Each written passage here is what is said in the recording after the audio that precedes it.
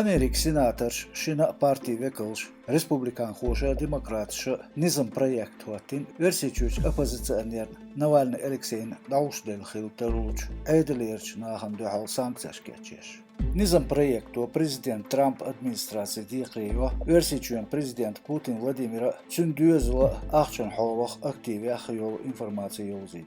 Navalny'nin davuşdılar tavdiz Amerika Ştati ximi biologi gerşintah tergolattuç nizamça doğuş. İgerş dilon paçaqşında doğdazır. Yuqa doğuş boğ senatörü dahidir.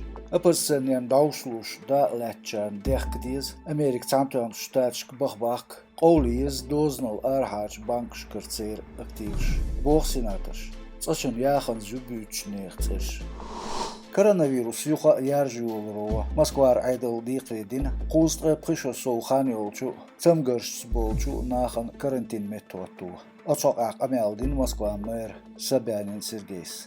Hoqbet borolçu adün haxinç kategoriyasın çahsolzır yağalin gergayol şey boşmuşka xan yaqır huyuq mer. Kezk tüknüşka aptekışka lil diqri bu üç Sabyanin bağırya.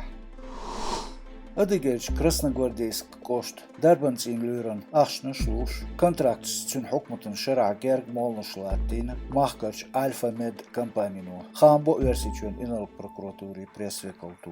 Şezer beritolçu şezer tqayasolçu şerişka yatsa qanış Krasnogvardeyskierç gwerç lüru box koşt qiyılsıtsmu. A modu din tazar hoyçtats. Şen beç uz bezamts molnuş darbançan dadulquş xılç Alfa Med kompaniyın qastin administrativ nizamts doğuqtazır. 1 milyon soğan boğuldu.